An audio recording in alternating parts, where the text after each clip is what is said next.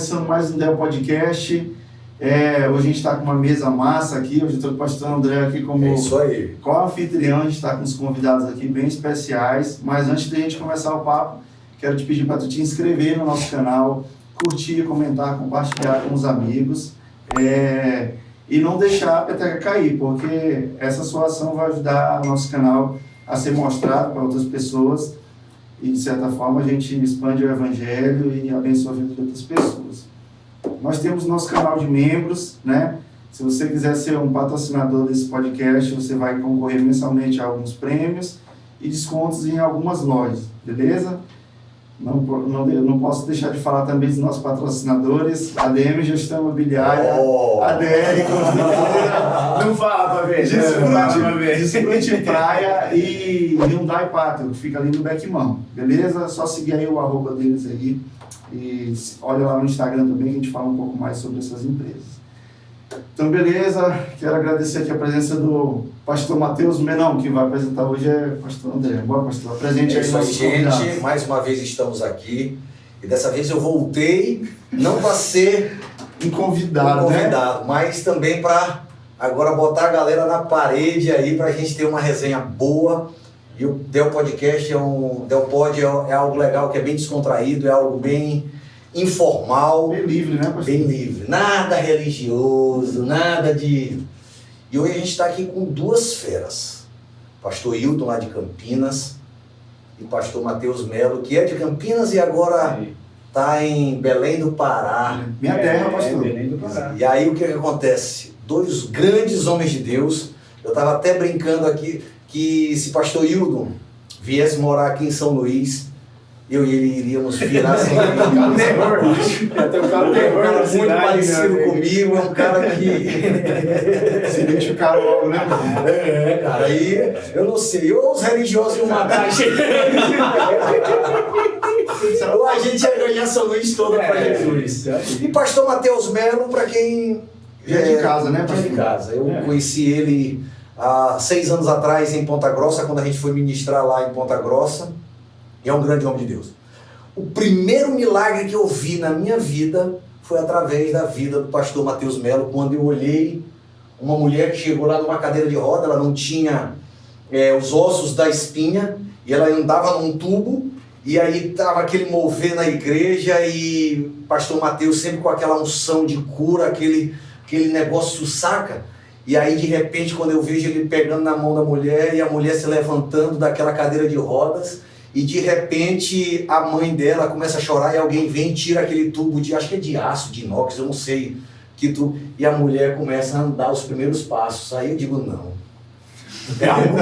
Eu tô olhando aqui, aí Davi, meu filho, ficou espantado. Eu digo, cara, esse cara aí é demais. Lá que vocês conheceram. Crente. Foi lá. Ele estava pregando, eu estava fazendo adoração, não é isso? Exatamente. Olha só como eu posso pregar e ele fazer adoração. Meu Deus do céu, Senhor, onde é que tu estavas nesse dia? Que eu tinha que carregar era a maleta dele, Senhor, o violão dele. Isso. Como, né? Deus surpreende, né, pastor? Tu é doido. Como ele faz as coisas. Mas ele preparou aqui pra gente ter uma amizade boa, e a gente é irmão, ele aqui veio pro Pará. E é o cara, eu digo pra vocês que eu olho pra cara de Matheus, eu olho na recarga. É o recarga. Não, mas Matheus não é recarga. Esse ano que eu não trouxe ele, porque eu sabia que ele ia vir pro carnaval, e o cara, se ele vier pro carnaval, não, mas não vem de novo, velho. Quando vem recarga, a gente já procura com o nome. Cadê? Quem vai acompanhar o Matheus? E é isso aí, o cara cheio. Ontem mesmo no culto foram 86 curas, lá fora o que a gente viu. Isso foi a contagem rápida ali de vocês, né? Então é um homem muito cheio da unção do Senhor, muito cheio da graça. E pastor Hildo também conheci agora através de pastor Matheus, do pastor Rodrigo, e já virou amigo. Hoje a gente já correu, já... Ah, agora eu entendi porque vocês estão se identificando. Esses dois aqui é irmãos de mãe diferente, entendeu? Eu sou um ex-atleta de crossfit, e o cara é ex-zagueiro profissional da Ponte Preta, jogava com o Luiz Fabiano, Aí eu digo, vou correr com o cara, vou tentar acompanhar o cara. Isso. Agora eu botei fé. O cara jogava no Maracanã, o cara jogava, e eu digo, não. Aí O cara abria os estirão agora da corrida e parava pra me esperar. Eu digo, não, cara, eu tô errado. Ele lhe cansou? Lógico! Como não, meu? Pastor, ele jogou até que ano, agora vai virar um podcast de futebol. Vai falar de futebol. Porque eu não tenho essas qualificações. Mas, pastor, você também é de Campinas? Sou de Campinas. Campinas. Nasci e criado em Campinas, mas não bebo água lá. Não, tem que... Tem as fontes de volta agora aí. Não pode explicar. Não pode explicar, não pode, deixa eu falar. Quem quiser saber que pesquise.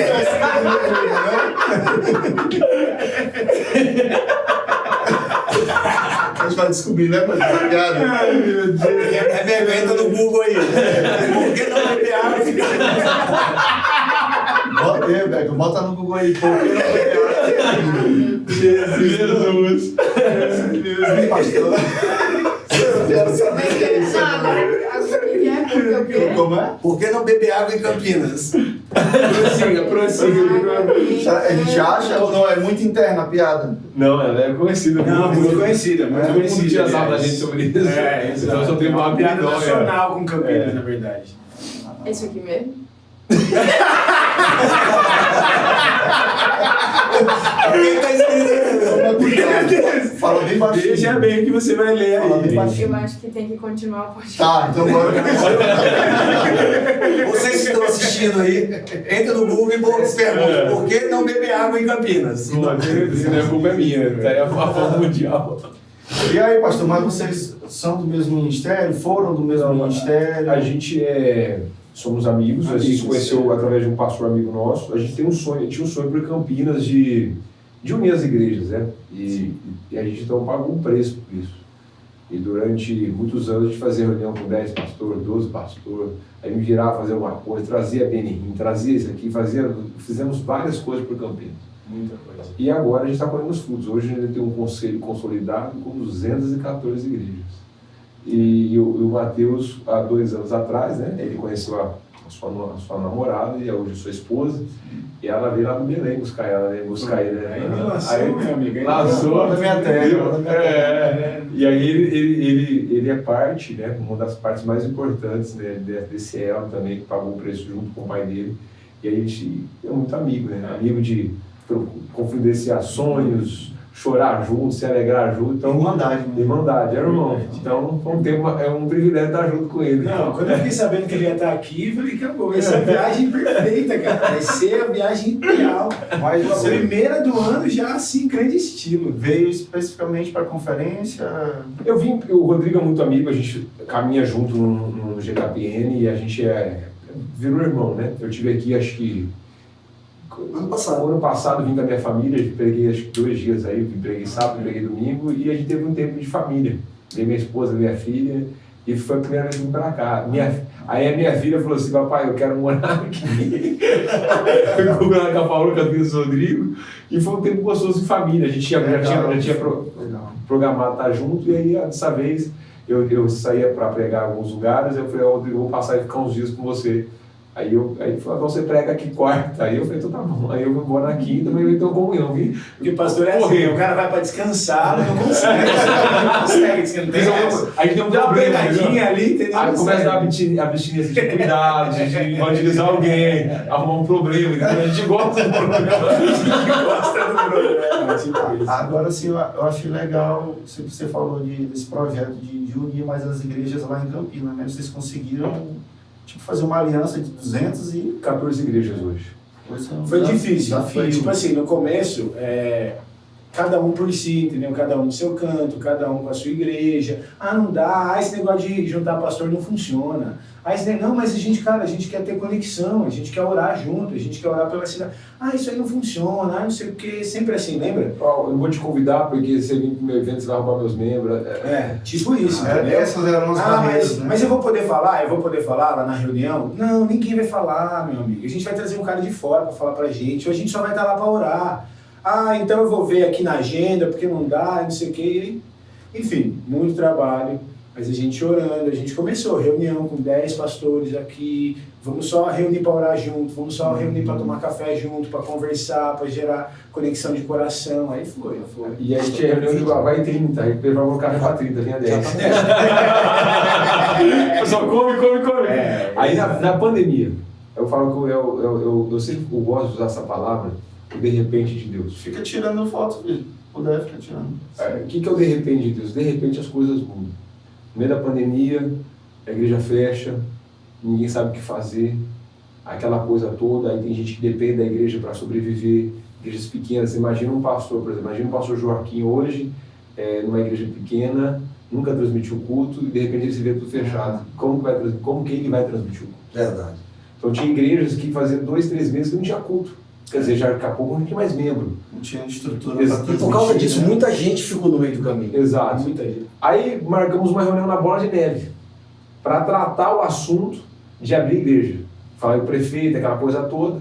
Porque o Estado de São Paulo, por exemplo, até usar máscara. Se você baixa a máscara aqui, você já ia chamar atenção. Em qualquer lugar. Tinha multa. Estava muito rígido. Rígido demais. Não tinha multa, mas era imoral. Então a pessoa se sentia mal, a pessoa tinha agredisse, dependendo do lugar. O tamanho era a coisa. Fomos para essa reunião. Conversamos aqui, tinha mais de 60, 70 pastores. Aí o pessoal sentou e vamos abrir igreja, como vai fazer? Vamos abrir, vamos encarar. Acabou aquele negócio, vamos pedir uma pizza. No meio da pandemia, no auge da pandemia. Pedimos uma pizza. Cara, me dá uma da manhã, vamos fazer um churrasco. Cara, 200 pastores fazendo churrasco. No meio da pandemia. E crente come. Come uma beleza. Eu acho que o pastor come mais ainda. A proporção de quilo de carne era diferente. Cara, mas ali começou a ver que a gente não precisava abrir igreja. Demais. Cara, e isso é uma carência na nossa vida como pastor. Poucos amigos. Poucos amigos. Parece que algo acontece que a gente se fecha, ou então os outros pastores se fecham. Eu não vou querer caminhar por causa do ciúme dos discípulos, aquele negócio. E é necessário. Totalmente. É necessário. Eu me lembro que em 2017, quando eu tive o meu problema de depressão, o burnout, eu precisava. E eu me fechei. E foi pior porque eu me fechei. E eu tenho o pastor Rodrigo, o pastor Heber, o meu próprio pastor Joaquim, mas aquele negócio da gente ser reservado acaba prejudicando. E o ponto é que assim, a gente está o tempo todo, como a gente falou no começo, lidando com o problema de outras pessoas, atendendo pessoas, dando toda a nossa atenção, todo o tempo ali, só que aí a gente às vezes não tem ninguém com quem a gente pode chegar e falar, pô cara, você pode orar por mim? Ainda lá em Campinas, eu estava com meu pai, por exemplo, tinha o Hildo, aí a gente saía, conversava, tinha outros pastores amigos, e a nossa ideia era juntar os pastores para que eles pudessem ter um lugar onde, cara, a gente vai conversar o assunto do que a gente passa, do que a gente vive, abrir o coração, que é o que ele falou, não precisa abrir igreja, precisa se abrir, para se abrir, aí depois você abre. E é isso que cura, é isso que faz a diferença. Porque o pastor está o tempo todo ouvindo o coração das pessoas, mas quase ninguém está ouvindo o coração dele. E ovelha é uma coisa que ovelha tem. Ovelha tem sempre amigos. Tem outras ovelhas para conversar, para se abrir. E às vezes as ovelhas se reúnem só para falar do pastor. Mas acontece muito isso. A ovelha que, até antes de chegar para conversar com o pastor, tem um outro amigo que olha... Quando o problema já chega no pastor, outras ovelhas já tem a sabem. solução. Ninguém conseguiu resolver, ninguém conseguiu ajudar o cara. E aí chega para lá, chega pro pastor. E o mais interessante de tudo isso, cara, que a partir dali, a gente fundamentou o conselho que era tão esperado. A gente ajudou 35 igrejas a transmitir o culto, que não transmitia. A gente pegou uma equipe, gente que tinha marketing. Trabalhando com saúde de pastor. Aí o pastor Rafael, que hoje é o presidente do conselho, e todo mundo, quem vai ser o presidente do conselho? Eu falei, eu não sou pastor sênior de igreja, eu não posso ser. Mas eu preciso. Aí pegamos o pastor Rafael, que a oração dele era, ele ia fazer 25 anos de ministério. Ele não tinha um amigo pastor na cidade. Meu Deus. E agora em abril vai ser o aniversário dele, de 25 anos de ministério. Todas as igrejas vão estar lá. E não tem vaidade para pregar, cara. Quem prega? Não sei, prega você, não prega nas reuniões. Vocês criaram esse ambiente. Criaram esse ambiente gostoso. E aí, é ter amigos. Então, eu vejo que hoje o reino de Deus, eu sempre falo, é feito em família. João 17 vai dizer o quê? Eu oro para que vocês sejam um como eu sou com o Pai. Porque vocês sendo um, o mundo saberá quem nós somos. A unidade é vencida. Não tem como a gente dizer que a gente não tem um todo, né? A gente tem partes da verdade. E quando a verdade ela se junta com as partes, o evangelho é pregado. É isso. O que você vê na internet? Igreja falando mal de igreja. Corpo batendo no corpo. Corpo batendo no corpo. Mas você já viu um Faz muçulmano sentido falar mal de nenhum, cara. muçulmano? Muçulmano é muçulmano. Cristão tem que ser cristão. Dentro da sua casa, você decora a mesa da forma que você acha Tá entendendo isso aí, adequada. o que ele tá falando é top demais. A sua casa você decora da forma que você deseja. Mas quando você sai para fora, o que nós somos? Seres humanos. Nossa missão é anunciar o evangelho, trazer as pessoas ao arrependimento e levar elas para glorificar a Cristo. Pronto. Todo mundo tem o mesmo desejo. Agora, a doutrina, se é que nem agora a escatologia, anos depois, vai todo mundo morar no céu. Se é antes, é depois, exatamente. Entendeu? Esse é um assunto que a gente pode sentar na mesa e conversar sobre, e especular sobre. Mas uma coisa que ninguém que foi e voltou e tem a verdade absoluta. Então a gente fica perdendo tempo com isso. Exatamente. E o povo morrendo, suicídio aumentando, divórcio, um monte de coisa, um monte de problema, e a gente, e o inimigo colocando em nós barreiras, e a gente se perde nas brincadeiras, bobeira, e deixamos de fazer o que tem que fazer, que é anunciar o evangelho. Deixa eu te... E uma das coisas que nós cristãos precisamos entender, ele falou algo bem interessante. Tu não vê muçulmano falar mal de muçulmano. Pelo contrário, né? Tá entendendo? E a gente, cara, que prega o amor, que prega a graça, no nosso meio tem isso, e acaba sendo algo que afasta. Agora, mudando de assunto. Pastor Mateus Melo, você é um homem que caminha com grandes homens de Deus. Traduz Danduque, quando o Danduque vem aqui, tem o seu pai, Como é caminhar com o pastor Randy Clark? Como é fazer parte da equipe do pastor Randy Clark? Não, assim, Porque hoje Vivo é um dos poucos que é como ele, né? Eu acho que é o cara que... Eu acho que Vivo é o cara que mais viu milagre, mais viu cura, assim, que tá vivo hoje, eu acho. Assim, o que mais me impacta no Randy Clark é a simplicidade dele. Porque o cara, ele não só viu milagre, assim, como ninguém, acho que ninguém vivo hoje viu tanto de curas que ele já viu, né? São mais de 30 anos aí de ministério, de cura e tudo mais. E além disso, eu acho a simplicidade dele. Ele é doutor, ele tem uma faculdade de teologia nos Estados Unidos, entende? Só que você conversa com o cara, ele senta na mesa e conversa assim igual a gente. O cara simples. O cara que sobe no púlpito e o que ele fala você entende. Ele não complica, sem ele descomplica. Sem firula, sem enfeitar. Sempre tá lá calça jeans dele, camisetinha dele, pá, tênis, de boinha, sem enfeitar, sem fazer alarde. Aí ele vai orar. Vem aqui, Espírito Santo.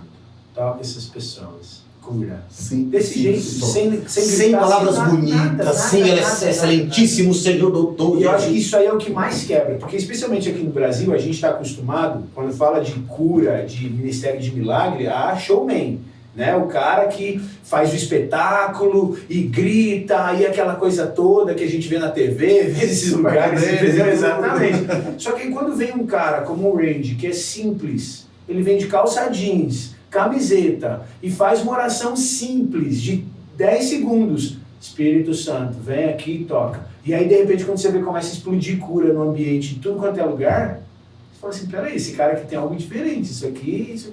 E eu acho que é o que mais me impactou. Eu acho que a convivência de estar nos eventos, de estar traduzindo, de sentar para conversar, foi me fazendo ver que, cara, eu não preciso fabricar nada.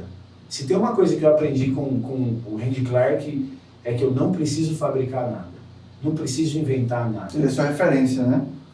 Uma das minhas principais referências. E aí, assim, e ele é tipo assim, não aconteceu a cura? Tudo bem. Não tem problema, porque a gente não fabrica, a gente não está aqui para fazer um espetáculo, a gente está aqui para que a glória de Deus brilhe. Amém. Então eu acho que isso é uma lição que todo mundo tem que aprender, porque às vezes, né, até pegando o gancho do que a gente estava falando, eu quero mostrar como é a minha igreja. A minha igreja tem tantos membros, aqui tem tantas pessoas, lá a gente faz isso, lá a gente faz aquilo. Aí quando você olha para o Randy, um cara que startou avivamentos ao longo de muitos anos ao redor de todo mundo, um dos maiores avivamentos dos últimos anos começou com ele, Muitas igrejas foram influenciadas, muitos líderes e pastores vieram para o ministério, muitas pessoas chamadas, conversões ao redor do mundo inteiro, e o cara, ele não está nem aí para ser famoso, para ser conhecido no mundo inteiro. Ele não quer nem saber. Tem muita gente que nem conhece ele e não está nem aí. Simples, humilde, escreveu não sei quantos livros com as principais editoras dos Estados Unidos, e você olha para o cara, simples, pessoa simples, mas que carrega assim, algo sobrenatural de Deus. E eu acho que é esse que é o negócio. A gente não tem que aparecer, é Cristo que tem que aparecer. Amém. A gente não tem que fabricar, é Deus que tem que fazer. A gente tem que confiar e simplesmente cooperar com Ele naquilo que Ele faz. E foi através dele que tu começou a ter esse desejo de, aonde tu estiver, quando tu estiver, orar por cura, independente de quem seja, independente se vai ter a cura ou se não vai ter. Porque uma das coisas que eu vejo em ti é que aonde tu tá, se tu tiver a oportunidade de orar para que aquela cura aconteça, porque eu acho que é o que Jesus ensinou, entendeu? Jesus ele ia lá em Mateus capítulo 4, versículo 23, diz que ele ia por toda parte e ele foi por toda a Galileia, pregando nas sinagogas, ensinando e curando os doentes. Lá em Atos 10 diz que ele ia por toda parte, fazendo bem e curando. Então, se Jesus fazia isso, a gente pode fazer. E lá em Marcos 16, ele diz que todo aquele que crê, os sinais vão acompanhar. Amém. Então, não sou eu que vou atrás do sinal. Eu não tenho que fabricar, eu não tenho que ir atrás do sinal. Eu tenho que entender que ele vem atrás de mim. Então, se eu estou aqui, o sinal está aqui. Eu posso impor as minhas mãos sobre doentes e saber que eles vão ser curados. Eu posso expulsar demônios, eu posso falar novas línguas. E uma coisa que o Randy Clark deixa claro nas escolas dele é isso. Então, quando eu tinha 17 anos, eu tive uma experiência com Deus. Né? Eu tava meio afastado da igreja. Eu só ia porque meu pai era o pastor. E sabe quando você vai assim, só para não dar problema depois em casa. Aí, fui no encontro com Deus. Aí Deus me transformou, tive uma experiência com Deus. Aí eu falei, cara, eu quero buscar Deus. Comecei a buscar Deus. Nisso, meu pai já conhecia o Randy, eu também já tinha ouvido falar dele, já conheci e tal. Só que aí eu participei de algumas escolas que ele faz, de treinamento. Que ele vem para o Brasil todo ano e aí nas férias ele faz uma escola só para jovens. Será que um dia aqui em São Luís vai ter? Será? Continua. Será? Oi, galera. Olha aí. Será que está perto? Sim, continua. E aí eu participei dessas escolas e nas escolas eles simplificam, ensinam, por exemplo, 5 passos para você orar por cura. Coisa básica de você fazer uma entrevista com a pessoa, perguntar o que ela tem, orar, discernir do Espírito Santo como você vai orar e orar pela pessoa e ver com ela se ela foi curada. Pronto. Aí ele ensina você a fazer isso e fazer isso em qualquer lugar. Aí bota a gente para sair na rua para fazer isso. Ali a gente pensa que é um negócio assim, que tem algum mistério, tem algum segredo. Não, ontem lá na simples, igreja né? foram 83 ontem, né? 83 curas. Só que eu não orei diretamente por ninguém. O que a gente fez? A gente pediu para as pessoas que estavam doentes levantar a mão e se tinha alguém próximo para orar por essa pessoa. Ó, pergunta para ela o que ela tem, aí você vai orar com autoridade para ser curada. E aí 83 pessoas foram curadas, umas orando pelas outras. Se todo mundo que está ali entendesse o seguinte, cara, eu posso fazer isso em qualquer lugar que eu tiver, pensa o que não ia acontecer. Outro dia eu fui dar um treinamento na Jocum, na África do Sul. Aí eu estava no avião, certo? Tinha ajeitado as coisas no meu lugar, fui no banheiro. Quando eu estou voltando do banheiro, tinha uma senhora no meio do caminho que estava ajeitando as coisas no assento dela. E aí eu parei e fiquei esperando ela terminar. Ela estava com uma tala na mão.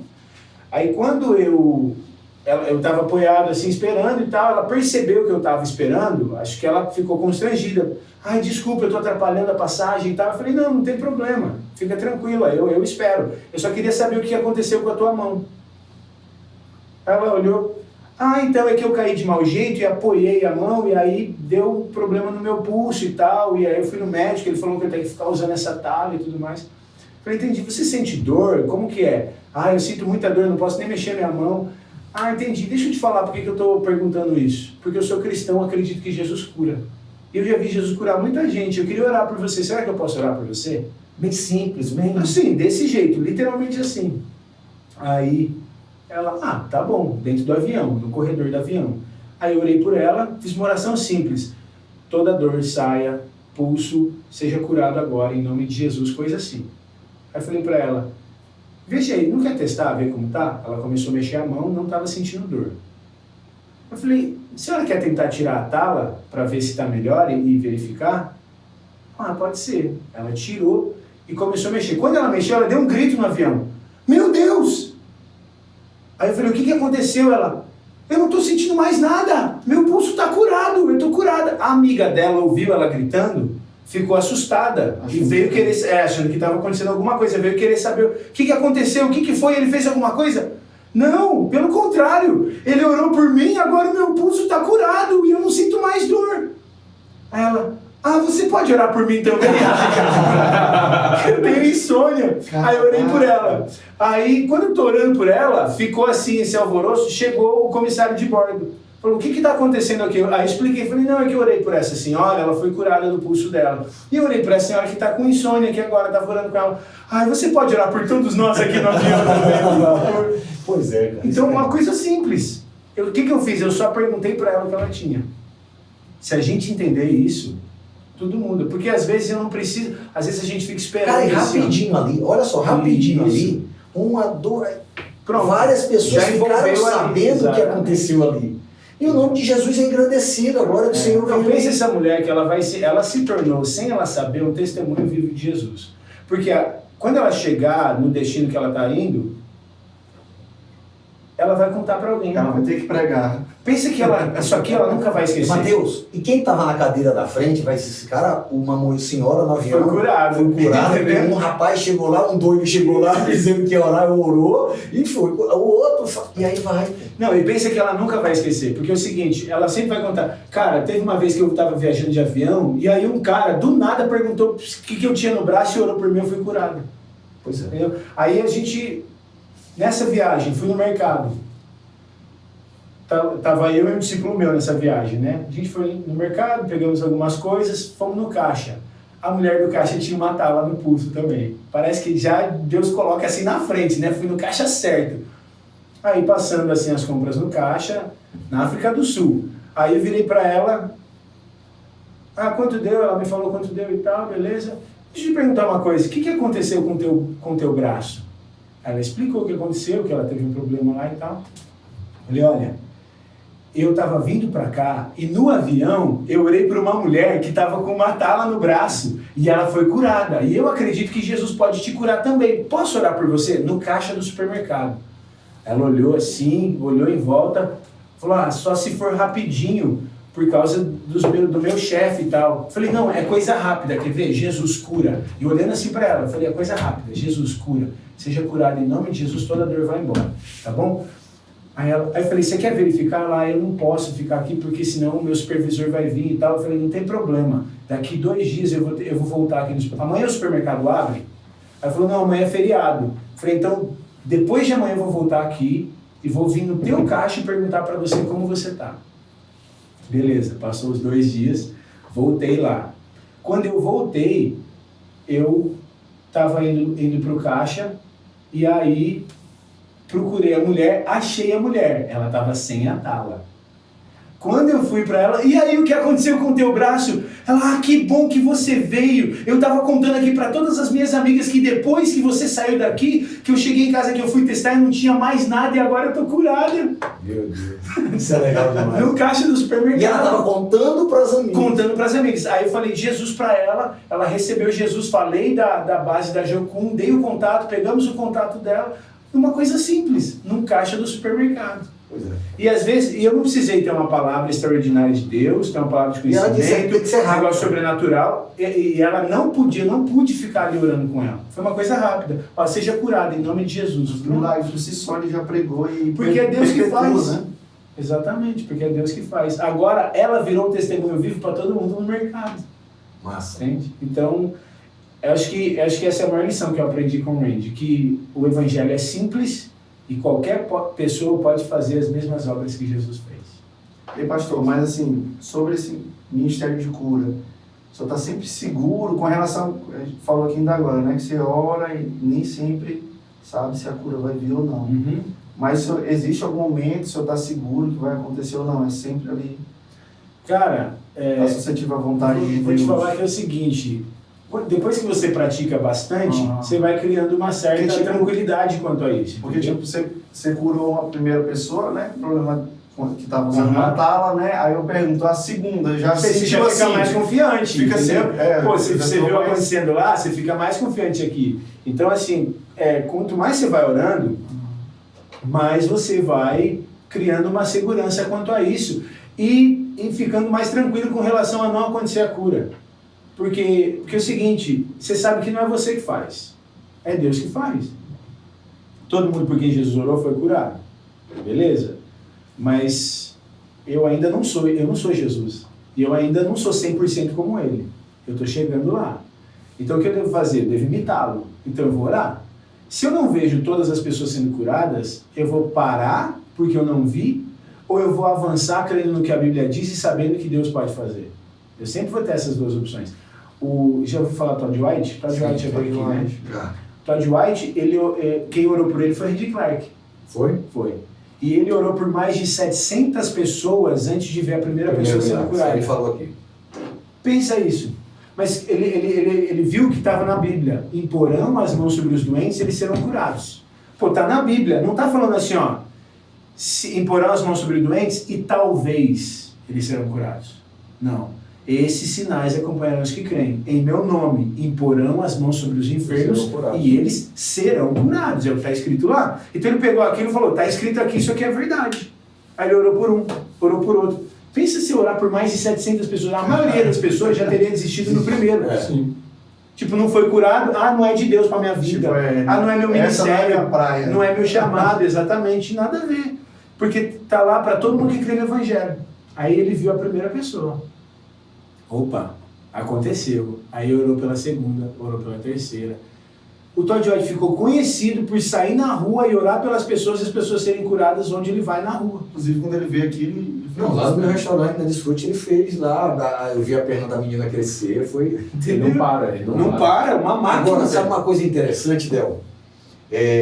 Na última vez que o Mateus veio aqui, ele pregou na igreja, tudo bem que ora pelas pessoas, as pessoas são curadas, mas depende muito da pessoa que está recebendo a oração. Com certeza. Eu lembro, Hildo, que chegou um senhor numa cadeira de roda. Uma pessoa antes ele orou e a pessoa tinha uma diferença nas pernas. E Mateus orou lá e a gente viu a perna crescendo, a pessoa deixou a muleta de lado e começou a andar. Eu ainda disse assim, essa mulher vai cair. Mas ela saiu andando, deixou a muleta e eu digo, cara, isso é massa. Porque às vezes a gente olha a cruzada, as muletas sendo levantadas, as cadeiras de roda, né? E aí eu digo, cara, que legal. A perna dela cresceu, então ela vai... Beleza. Chegou um cara numa cadeira de rodas e ele ali, a filha dele trazendo ele. E aí Mateus orou ali, se ajoelhou, orou pelas pernas dele e disse assim pro cara, levanta.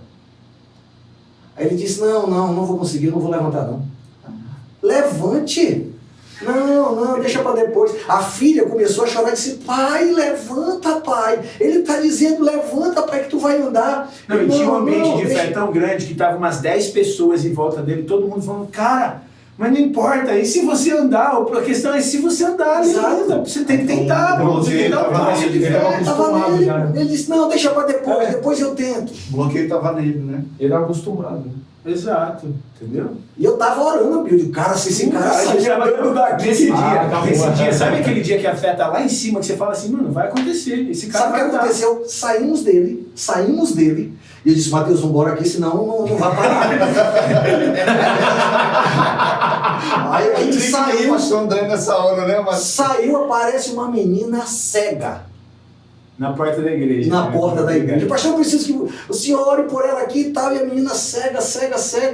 Aí eu disse, ainda pensei, rapaz, será que Mateus vai dar uma escarrada aqui no mar?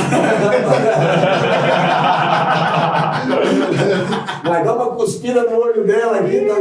Cara, ele orou. Aí a primeira, e aí, tu tá enxergando? Ela disse, não.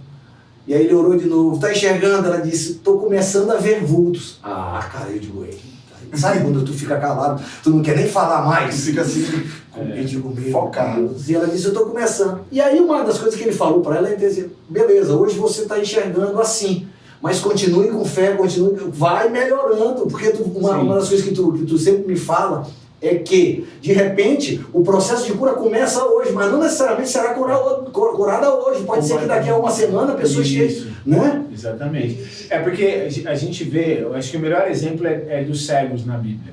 Jesus orou por um cego, por exemplo, Bartimeu. Ele viu na hora, vê, a tua fé te salvou, o cara enxergou na hora. Só que teve um outro cego que Jesus orou 2 vezes por ele. Jesus ora, o cara é cego. Aí Jesus, ele começa a enxergar tudo embaçado, tipo, vê os homens como árvore, ele descreve. Ele falou.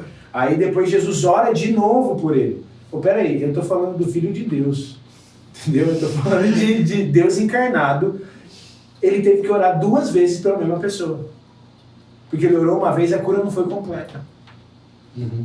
Então, isso diz mais sobre a pessoa que estava sendo... Na verdade, não. Na verdade, diz sobre o exemplo que Jesus está deixando para a gente, porque ele estava se comportando plenamente como um ser humano.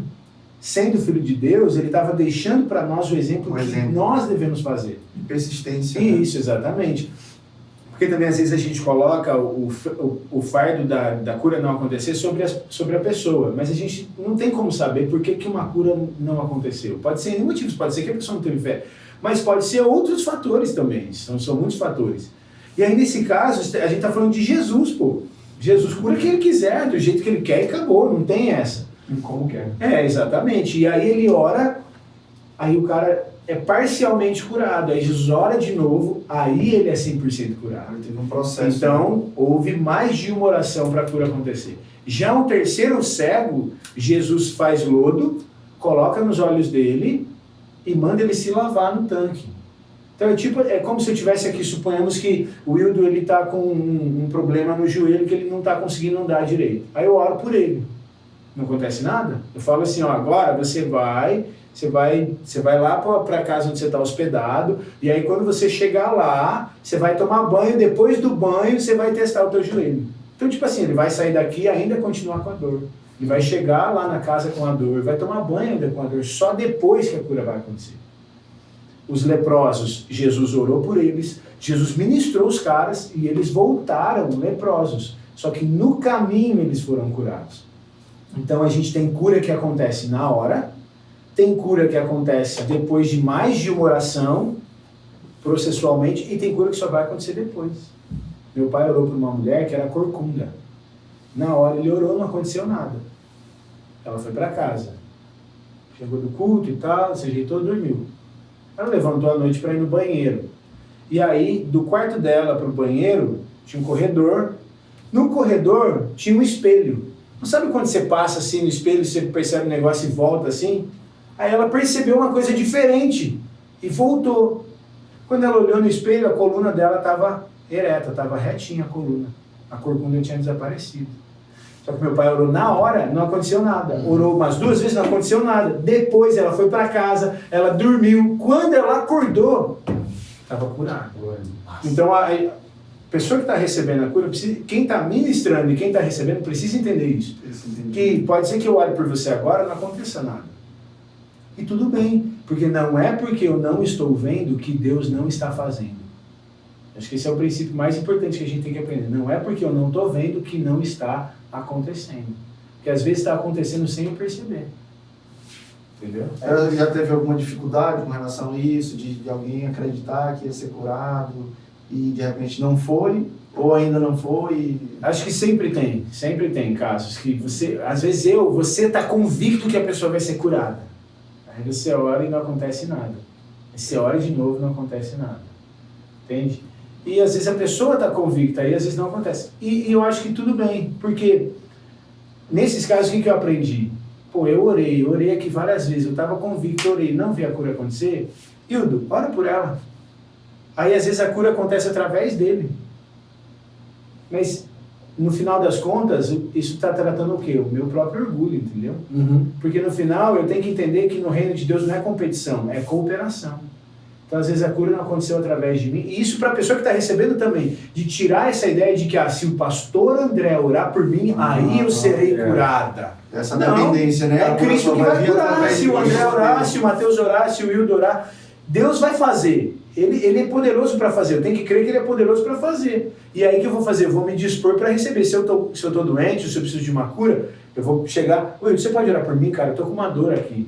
Se ele orar e não acontecer nada, eu vou ficar tranquilo. Tudo bem, eu recebi, eu estou recebendo. Aí eu vou pedir, André, você pode orar por mim? Estou com uma dor aqui. E eu vou continuar. E mesmo assim, eu vou no médico. Eu vou ver o que está acontecendo. Porque Deus também pode me curar através do médico. Tem outros recursos. Lógico. Também, outras vias. Entendeu? O Lutero dizia isso. Um sapateiro chegou para ele e falou assim, olha, como que eu posso fazer um sapato para a glória de Deus? Aí o Lutero falou, faz o melhor sapato que você puder e venda por um preço justo. Porque o Lutero ensinava que as nossas vocações, ou seja, o nosso trabalho, as coisas que a gente faz, elas são um meio de Deus cuidar de nós e operar através da nossa vida. Então, como que Deus me alimenta? Através do fazendeiro, que plantou o trigo, colheu e vendeu, através do pessoal que fez o transporte do trigo, através da indústria que moeu o trigo, através do padeiro que comprou esse trigo, fez o pão e chegou o pão na minha mesa. E Deus está o pão de cada dia me dá hoje. Aí tem o pão na minha mesa. Só que Deus usou o fazendeiro, Deus usou a indústria, Deus usou o padeiro, Deus usou todas essas pessoas para me dar o pão. Do mesmo jeito, Deus não pode usar um médico para me curar? Porque às vezes também a gente estigmatiza, né? A gente mistifica o negócio e não é só se o fulano orar por mim que eu vou ser curado. Não, peraí. Aí a pessoa não vai no médico. Tem gente que para de tomar remédio. Isso eu acho loucura. É loucura. Deus dá os recursos aqui humanos pra gente se cuidar, né? Claro, gente... a parábola que Jesus conta do samaritano. Para onde que o samaritano levou o cara que estava na estrada? O médico. Para ser cuidado. Entendeu? Para ser cuidado. Ele pôs azeite, ele pôs óleo nas feridas, untou e levou lá pro médico poder cuidar, pô. Porque ainda pagou, né? Ainda pagou lá, pagou o cuidado dele, pagou a hospedagem dele, pagou tudo para ele. Então, no final, eu preciso entender que Deus cura. Como Ele cura? Pode ser na hora, através de uma oração, pode ser depois de mais de uma oração, pode ser depois de uma oração, depois de vários dias, pode ser através de um tratamento médico, pode ser através de um remédio, mas eu tenho que entender que todas essas são formas de Deus operar e cuidar da minha vida. Amém. É isso aí. Jesus é bom, né? O tempo todo. Entendeu? Ei, você já tem que ir embora? Já. Mas deixa eu te perguntar uma coisa. Olha só, Hildo. Hildo era jogador. E terminou a carreira cedo, não foi, Hildo? Se tivesse Jesus naquela tua época de jogador... Eu tava longe. Hein? Eu jogava na Europa. Se tivesse bebido um pouco menos naquela época de jogador... Se tivesse com Jesus naquela época... Era outra conversa. Com Deus tudo é melhor, né? Mas diga aí pra gente, o que mais pesou, assim... Como que era a tua vida naquela época e o que mais pesou, assim, no fim da tua carreira? Tudo na minha vida foi prematuro. Então, com 12 anos eu já bebia. Com 12 para 13 eu fui pra praia escondida da minha mãe. Aí eu cheguei, a gente acha que tá enganando as pessoas, né? Aí eu cheguei em casa, eu falei, onde você tá? Eu fui na chácara. Aí o bolso cheio de areia, né? As coisas que hoje você já sabe que vem. Porque adolescente não sabe nem mentir. Aí minha mãe falou assim, mas na chácara tem água salgada? Então, eu queria viver, eu sempre fui intenso no que faço. Então, eu era intenso, tanto jogar bola, mas intenso na bagunça. E por não ter identidade firmada em família, conceito de família, então a minha rua era a identidade. Então eu fazia o que meus amigos faziam. Então, para ser o cara da turma, eu precisava fazer o que eles faziam além. Para ser aceito, né? Exatamente. Então, por exemplo, eu tomava 6 garrafas, eu tomava 6 de manhã, de sábado de manhã, eu ia no bar, eu tomava 6 garrafas de cerveja, sozinho. Que idade? 13, 14, 15. 6 garrafas. Aí a gente saía pra balada, chegava de manhã, aí eu falei, não, vamos embora fazer um churrasco, porque ressaca não. Ele tomava o dia inteiro e saía pra matinê. Só que eu jogava bola. Então, quando eu ia treinar, o roupeiro falava assim, você está exalando cachaça. Com 14, 15 anos. E meu preparo físico sempre foi muito bom. Então, tipo assim, eu abaixo. Mesmo bebendo, mesmo tendo uma vida doida. Só que o que acontecia? A sua reputação, ela vai diminuindo, porque a cidade fala, a gente fala, os caras mais velhos... E hoje tá pior, né? Tu vê esses jogadores de futebol, às vezes são espancados. Hoje tem mais espaço. Quer bater neles porque eles chamam festa. Porque o cara tem que ser atleta hoje. Ainda mais pela exigência. Tem que ser um atleta completo, né? Não só dentro de campo, mas fora. Porque a exigência física ou de futebol é diferente naquela época. Você precisa saber jogar bola. Hoje o cara não precisa saber jogar bola, precisa correr. É verdade. E ser forte. Mas se ele entender de tática e ter um bom físico... Acabou. Então ele não precisa ser habilidoso. Mas naquela época o nível que eu jogava era muito alto. Na minha, por exemplo, eu era técnico. Vamos pensar assim, ó, na ponte, o Ronaldão, Fábio Luciano, Alex Oliveira, Rodrigo, Um jogador que ficou famoso, o Alex Oliveira, já falei, o Rodrigo, o Fábio Luciano. Tinha uns 8 zagueiros para depois vir a gente. Então, todos os zagueiros jogam a seleção brasileira. Então, a tua concorrência era muito boa. Então, quer dizer, e tudo mais é. Então, olha o nível. O Ronaldão é campeão mundial da Copa 94. Meu Deus. Então, assim, eu treinava com esses caras. Com 15 anos. O nariz do Ronaldão foi assim, ó. Parece um búfalo. Você tá no pé dele, ele fala assim, ó. Ele fala assim, ó, tinha amor de mim, rapaz. Faz o gol. Porque você faz o gol. Eu, 15 anos, 16 anos já jogando com eles. Então, quer dizer, o nível era muito elevado. E aí, o que acontece? Eu tinha um jogador que também tinha os bad boys. Então eu andava com um jogador que era muito famoso na ponte. Só que ele dava um carro para mim com 15 anos, eu com 16 anos já dirigi o carro dele. Imagina com 15, 16 anos com um Golf 0, cheio de mulher atrás de mim. E a rua era a casa, né? A rua era a casa, ia pra balada, chegava lá, camarote, aquela coisa toda. O que acontecia? Só que eu não era famoso. Eu estava construindo, ele era famoso. Aí a sua imagem, a sua reputação acaba. E o que acontece no futebol? Assim, você tem uma fase que você é uma promessa e você tem que deixar de ser promessa. Só é a fase dos 17 para 18 anos. Porque até 17 anos, o corpo, ele tem gente que dá uma esticada com 14, tem gente que vai esticar só com 17. Então, por exemplo, o Kaká, eu joguei várias vezes contra ele, umas 10 vezes em um ano. Assim. Ele era franzininho. Ele era o terceiro reserva na Copa São Paulo. Só que com 17 para 18 anos ele esticou. Ele foi pro jogo, que ele era reserva da São Paulo, ele foi pro jogo, faltou jogador profissional. Foi aquele jogo contra o Botafogo, na Copa no Rio São Paulo, que ele fez 2 gols. Ele comeu a bola nesse Ele comeu a bola, acabou. Os dois que era titular, que era promessa, continuou sendo promessa e ele virou o cara. Então nessa fase, o que conta? É a sua reputação, é o cara apostar em você. E essa fase, em vez de eu estar preparado para a aposta, eu estava na cachaça. Então, quando passa essa fase, o que a Ponte fez? Eu já era uma pessoa que não era benquista. Então, a Ponte chegou até o time na 3ª divisão nacional de Manaus. Vai lá disputar a Série C, eu ia. Vai jogar no Joinville, disputar a Série C do Brasileiro, eu ia. Emprestado. Só que por quê? Eu tinha contrato, tinha que cumprir o contrato. Só que a Ponte não queria mais lá. Se ela pudesse mandar embora, não dava. E aí você começa a rodar. Daí você deixa de ser promessa, você se torna um peso. Tudo por causa da reputação que estava sendo manchada. E aí, quando eu me converti em 2001, no Reunião Eterna de Cristo, eu entrei, cara, parecia que não tem como explicar. Falava, eu fiquei 2 anos chorando. No altar, me limpando. Porque eu não acreditava em pureza, não acreditava em nada. Então, para mim, a pureza não existia. Eu não tinha conversa com a mulher, amigo meu, era mulher, eu pegava. E aí depois eu falava na cara dele. Então, tipo assim, não tinha aquela coisa de pureza. Tudo era impuro. Aí eu comecei a ver, eu fui jogar no América de Rio Preto, aí eu conheci um pessoal da igreja lá. Aquilo me marcou muito. Porque era assim, então o Matheus tem a namorada dele, eu tinha a minha, só que o Matheus mora na Zona Sul e eu na Zona Leste. A minha namorada mora na Zona Sul e a namorada do Matheus mora na Zona Leste. Na hora de ir embora, ele beijava a namorada dele, eu beijava a minha, ele levava a minha namorada, eu levava a dele, de boa, como amigos.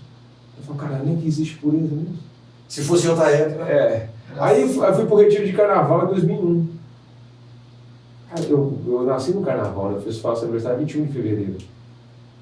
Meu presente de aniversário era um pacote de carnaval. Mãe dá um pacote, balada e festa. Aí eu fui pro retiro de carnaval, vi aquele monte de jovens, aquele ambiente puro, aquele negócio, aí Deus me tomou, eu já tinha sido batizado com o Espírito Santo. Aí eu falei, o que é isso? Mas é um choque, né? Não, é outra conversa. Aí ali já comecei a liderar as Eternas de Cristo. E eu não sabia, eu me formei para formar. Eu não sabia ler, não sabia escrever, não sabia fazer quase nada direito. Hoje eu melhorei muito. Mas ainda, por exemplo, as bases, por exemplo, do português. Eu não sabia porque tinha vírgula, aquela monte de coisa. Me formava porque jogava, tinha aquela coisa que a escola falava, tem jogador da Ponte Preta aqui, tem jogador famoso, no Guarani, aquela coisa toda. Então tinha a faz um trabalho. Entendi. E as meninas faziam esse trabalho para mim. Nem eu fazia. Então, era bem isso. Então, quando eu fui para o São Bernardo, que foi o último time que eu cheguei ali, 2004 para 2004, eu comecei a pregar. Já pregava na igreja, liderava. Então, eu pegava o grupo das células, né, que vocês usam aqui, e vinha um papel que eu lia. Ninguém entendia nada, porque eu não, ia daquele jeito. Aí a gente, Jesus salva e transforma. As pessoas se ajoelhavam e estavam Jesus. Então eu comecei haver uma coisa que o presidente se converteu ali. Hoje ele tem o maior grupo pequeno de atletas de Cristo no estado de São Paulo. Tem mais de 300 atletas de Cristo. O presidente se converteu? Ele era um deputado dos atletas de Cristo no ABC Paulista. Então, ali eu comecei a ver uma mudança, mas ali eu já estava correndo atrás da bola. Então, já as melhores oportunidades já passaram, não tinha estourado. Então, aí a chance é menor. Aí eu orei e Deus falou comigo, velho. Deus falou comigo, cara, chega. Tá bom. Aí eu lembro que eu fui no CT do São Paulo, aí o Alex Silva, que foi zagueiro do São Paulo, era meu reserva na ponte, porque a vida inteira jogando reserva. É mesmo? É. O cara é bom, né? Alex Silva. Aí eu cheguei na porta do São Paulo, porque eu tinha o líder de louvor da minha igreja, queria o autógrafo do Rogério Ceni para fechar um negócio. Aí eu falei, vou te ajudar, vamos lá. Aí eu cheguei na porta do CT de São Paulo, aquele monte de gente tirando foto, eu detesto essas coisas. Aí eu falei, mas o que eu estou fazendo aqui? E o Bosco era da Terra de Cristo e o Bosco tinha na nossa igreja. Aí o Bosco chegou, ele bateu na porta do Bosco e falou assim, Bosco, eu queria pegar o autógrafo do Rogério Ceni. Você imagina um cara que está lutando para ser titular do time, aí eu vejo um cara que bate, o torcedor fala, eu quero falar com o Rogério Ceni. Tipo, eu não quero falar com você, tipo, você não me ajuda a falar com o Rogério Ceni? O cara só olhou, fechou o vídeo e foi embora. Aí eu falei, cara, eu vou falar. Cheguei pro segurança e falei, olha, você chegou? Não. Você fala pra ele que o Will tá aqui, que eu queria dar um abraço dele, que eu passei aqui. Aí o Alex chegou com o motorista, ele falou alguma coisa, aí eu dentro do meu coração falei, nem vai lembrar coisas. Daqui a pouco o guarda vem, pode entrar, ele tá te aguardando lá. Aí entramos lá, entramos dentro do CT, fomos fechar, aí o Adriano tava jogando lá, aí sentamos, eu vi aquele gramado, eu vi aquele CT. Aí naquela hora Deus falou comigo assim, seu sonho morreu, mas eu vou fazer nascer outro sonho. Mas era lágrima, lágrima. Aí você entende que Deus tem os propósitos. Deus estava me formando. Porque a bola me deu habilidade para conviver com pessoas, viver no coletivo. Você trabalha com 23 jogadores, com vários contextos, família, sobre relacionamento, sobre caráter, sobre disciplina.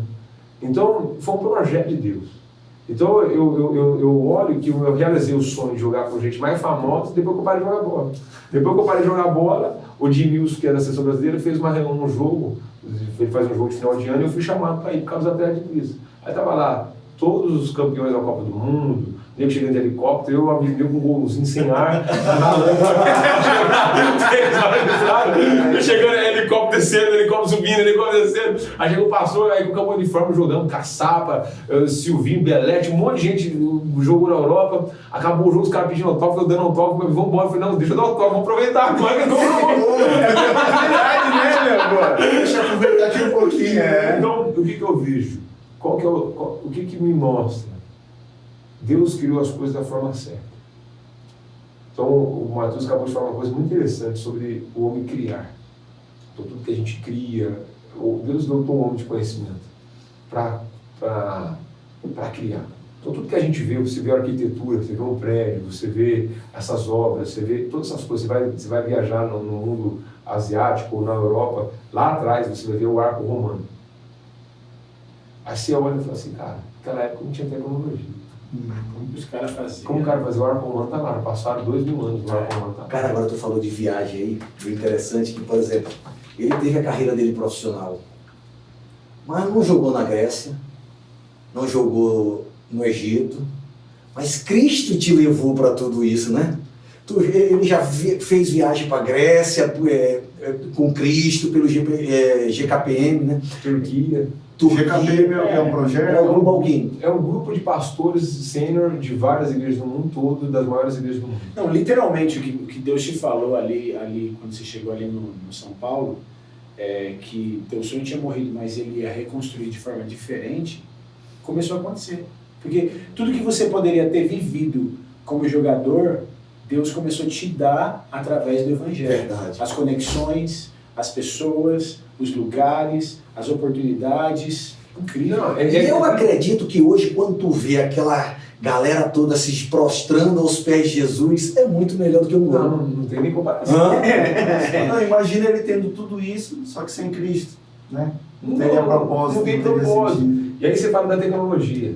Vamos falar da tecnologia. Eu fui num anfiteatro, 25 pessoas, lá na Jordânia, perto do Monte Gadara. Tem um lugar que você tem uma pedra mais afundada, você para ali. Você fala assim, ó, oi, 25 pessoas te escutam. É mesmo? Oi, eu escuto. Você sobe lá em cima, eu subi, falei, o cara falava, oi, você escuta. Aí você fala, hoje, tem igreja que dá 400 mil reais por som, e o músico fala que tá ruim. Músico! Aí a gente vai falar assim, tecnologia. Mas é, né, pastor? Ela reclama desse Aí você vai falar assim, naquela época o cara montava de costa para o mar, porque o vento do mar levava a voz, e aí você vai falar assim, cara, quem ensinou isso para ele? Olha a beleza de Deus nisso. A beleza de Deus. Então, eu vejo que a gente consegue enxergar a beleza nas coisas. O que eu tenho aprendido em todo esse tempo é não enxergar de uma forma literal, mas enxergar a beleza de Deus por detrás de tudo. Até quando a pessoa está no pecado. Eu olho e eu falo assim, essa pessoa tem uma beleza de Deus ali. Tem um fragmento, né? Porque é o seguinte, às vezes a gente tem a tendência de olhar para a nossa história e aí a gente, tipo assim, a gente não realizou o que a gente queria, não viveu o que gostaria e a gente lamentar. Quando na verdade a gente pode olhar e ver o que Deus fez em tudo isso e o que Ele ainda vai fazer daqui para frente. Então, e é muito louco isso, porque eu tinha um sonho. Então, 40 anos eu queria chegar de uma forma diferente. Então, eu fiz 40 anos, agora é 21. Não parece que tem 35. E aí, muito obrigado. Aqui é essa comparação. Aí eu nas batalhas, nas trincheiras, e o diabo sabe como te deixar mal. Aí na véspera do meu aniversário, minha esposa falou, vamos fazer uma festa. Eu tinha festa de 30, eu falei, não quero fazer festa, eu não quero nem comemorar. Porque quando eu olhava da forma crítica, sim, eu cheguei com 40 não do jeito que eu queria. Eu não tinha casa própria, eu não tenho as coisas que eu desejaria, que eu tinha planejado. E comecei a olhar o que eu não tinha. Aí eu falei, não vou comemorar nada, meus amigos tudo rasgando bem, a gente tem uma turma de amigos muito forte. Aí eu fui pro culto no sábado. E eu não dava bem. Cara, eu preguei uma mensagem, foi forte. Quando acabou, meu pastor auxiliar falou assim, a gente tem uma surpresa. Aí começou a passar os vídeos da minha história, daquilo que Deus tem feito. Aí no dia do meu aniversário, vários casais que eu pude o privilégio de discipular, fazer casamento e tudo aquilo, e aí você vai vendo o quanto você é querido e quanto você é amado. Aí na hora eu falei, Deus, eu não troco nada disso por uma casa, por um bem pessoal, de tudo que eu estou vivendo. Então assim, é o melhor lugar para estar. Perfeito. E não significa que você não vai ter. E não significa que você não vai ter a sua casa, que você não vai ter. Entende? Exatamente. O ponto é que no final você conseguiu olhar para além daquilo que você não obteve e ver o que Deus de fato fez. Exato. E tudo isso foi uma escolha. Porque incrível. Quando eu trabalhava, eu larguei de jogar bola, fui ser empresário, eu fiz muita grana. Ralou, né, pastor? Não trabalhava muito. O Matheus me conheceu numa época que eu estava muito bem financeiramente. Mas aí chegou uma hora que eu falei assim, entrega tudo. E eu lembro dessa época também. Agora, Deus! Eu vi lá que estava muito bem, na hora que estava. Ai, tô passando um perigo, Cara, eu saí. Eu posso falar que a gente tá falando aqui. Por exemplo, ganhar 40 mil por mês, de repente tá ganhando 1.000. Meu Deus. Vai gastar tudo para ir para 1.000. Aí eu fui ingênuo em muitos aspectos. Hoje eu não faria o que eu fiz. Mas eu tinha que fazer para poder ensinar. Porque no final, Deus ressignifica, mesmo as escolhas ruins que a gente faz, se a nossa vida está em Cristo, Ele nos ajuda a ressignificar aquilo e transforma para a glória dele e para o nosso benefício. Aí minha esposa falava assim, ó, eu queria te matar. Ela falava assim, a minha esposa, eu queria te matar, mas eu tenho paz. Porque quando é de Deus, né? Porque eu falo que eu falo assim, tem um livro do Elias Dantas, que ele vai falar sobre a aprovação do caráter, das fases do ministério e a aprovação do caráter para só 17 a 20% dos pastores terminam a vida celebrando a vida. E tem uma época que a cidade o que é celebrando? Fazer o que desejaria.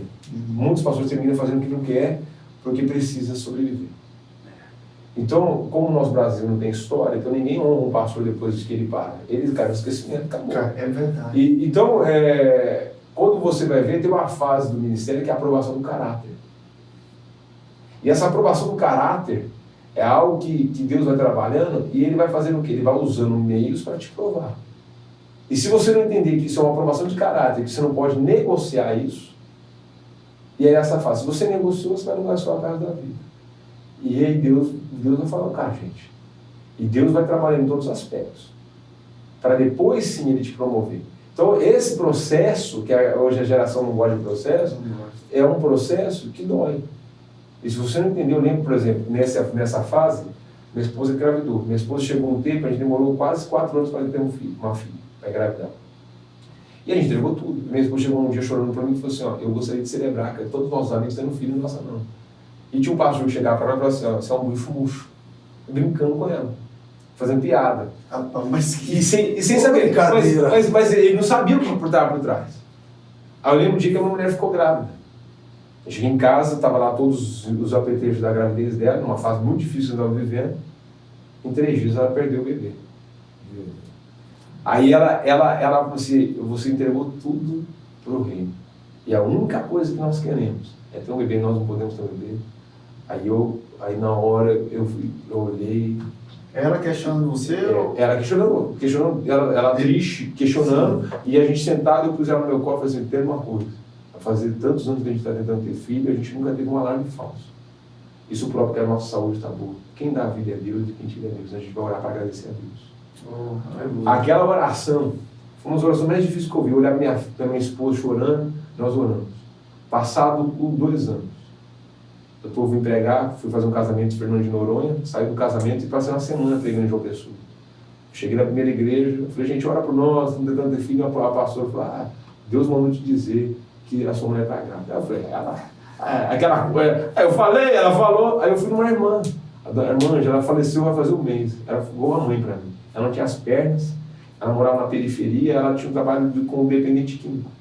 E ela ia buscar as pessoas e ia para casa dela. E literalmente ela vivia a provisão de hoje diária. Todo dia, 4 horas da tarde, alguém levava uma doação. Ela não tinha as pernas. Ia buscar a gente com cadeira de roda, dependente químico. A profeta. Mas uma irmã daquela, assim, e dedo na cara, você quer que eu te fale? E é assim, nesse nível. Cara, aí a gente sentava ali, eu tinha dado uma palestra para os dependentes químicos, fui orar com eles. Aí falou, pastor, deixa eu falar para você, o presença de tanta espera, já chegou, sua mulher está grávida. Aí eu falei para você, amor, 2. Falei, faz o teste. Fez o teste, minha esposa grávida. A Larinha está aí, 4 anos. Aí você vê, é a promessa. Então, a gente sonhos de Deus. Exato. Então, esse processo do caráter é o processo que você vai ver que dói. Há 4 anos atrás, a gente aprendeu isso. Eu tenho muitos amigos influentes na cidade. Então, a tendência é que você acaba chorando as pitangas para Deus. Mas eu falo, Deus, não, você quer que dependa de mim. Por quê? Porque depender de Deus é o seguinte, ele pode acelerar 200, mas Deus fala assim, acelera 10. Verdade. É ter dependência. Os níveis de dependência, de entrega. Cara, acabou, eu cheguei no final do mês, para organizar financeiramente, a gente tinha conta normal. Então acabou o dinheiro, não gasta. Não usamos cartão de crédito, nada, não vamos fazer dívida, nada. Só por uma emergência, tinha um cartão guardado lá, por uma emergência. Chegou o fim de semana, eu tinha 3 ponteiros de gasolina e R$27 na carteira.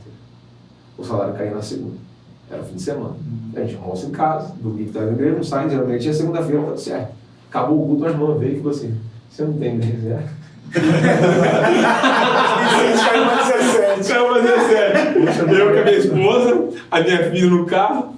Aí eu falei, tá, vamos almoçar na minha cunhada, vamos comprar um frango. Essa história do frango tá famosa. Aí, isso há 4 anos atrás. Aí fui comprar o frango custava R$27. Eu tinha 17. Dá só metade. Aí eu olhei assim, quando eu veio, fui dar aqueles 10. Tem uma coxa, tem um negocinho.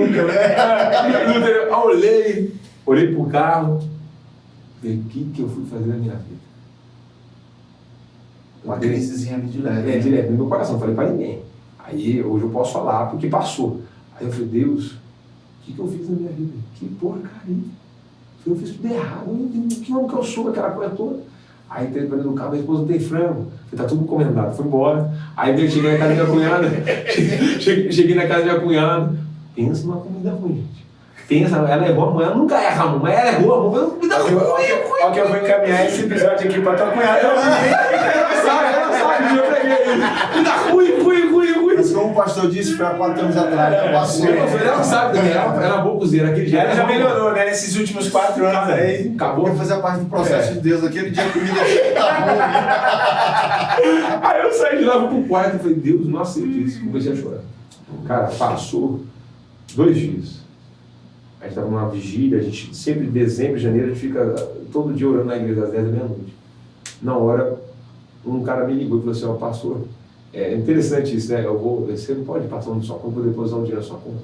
E quando você está nessa fase, o F5 toda hora, né? O cara vai depositar, você fica aí esperando. Muito engraçado. Aí, nada, eu falei, irmão, deve ser mais um aí, ó, já, vários. Cara, na quarta-feira à noite, esse cara me depositou 10 mil reais. Meu Deus. 10 mil, pastor. Aí caiu o meu salário na segunda e depois depositou 10 mil. Aí, na hora, Deus falou assim, Deus tinha falado pra mim para não falar com ninguém. Eu podia ir no restaurante com um amigo meu, tem um monte de amigo que tem restaurante. Eu podia chegar no restaurante, eu vou almoçar aqui de boa, eu não pago. Né?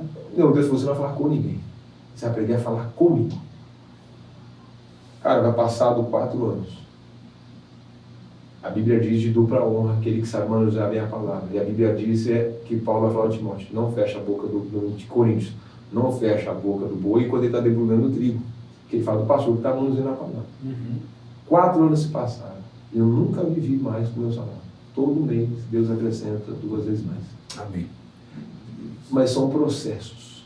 Hoje eu posso afirmar que eu já estou voltando a viver o tempo que eu vivia como trabalhava. As vacas gordas. Mas olha o processo. São quase 10 anos de entrega. Perseverança. Então, assim, todo mundo, eu olho para os pastores grandes, como a gente falou do Clark, de outros pastores maravilhosos, pastor Joaquim. Todo mundo olha onde ele chega, mas ninguém quer passar pelos processos. Só observa onde ele está, né? Mas o Johnson fala isso, ele fala assim que muita gente chega para ele e fala assim, transfere a unção para mim, eu quero receber o que você tem.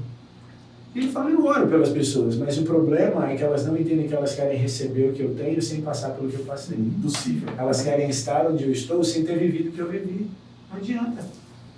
Não funciona assim, não tem como. E aí, Del? Foi bom, né? É isso. Acho que o nosso tempo já está corrido, né, Pajá? Já. Temos outro compromisso. Mas deu o quê? Deu 1 hora aí? Deu mais. 1h10. Legal demais. Espero que se deixar, a gente fica aqui, meu amigo. Fica até 4? Eu pego o quarto e vou embora 15 O Matheus que vai hoje, né? Vou hoje. Eu vou alugar meu povo aí, vou correr na praia uns dias. Pastor, depois a gente vai fazer outros, né? Um só com o pastor Hildo, outro só com o pastor Matheus, pra gente levar mais de casa. Você tá aqui sim. É isso aí, gente. Homens de Deus. É isso. Agradecer pastor Matheus, pastor Hildo, né? Nosso zagueirão aí. Zagueiro, né, pastor? Na próxima vez que ele vier aqui, a gente vai marcar essa pelada, né? A gente vai fazer um Dan Podcast Futebol Clube. Esse zagueiro é muito interessante. O Carlos Miguel jogava no Grêmio e batia muito, né? Ele era até de Cristo. Aí ele falou assim pro cara, o cara falou pra ele assim, mas como você pode falar que você é até de Cristo, você dá muita pancada, você é maldoso? Ele falou, a Bíblia diz que é melhor dar do que receber.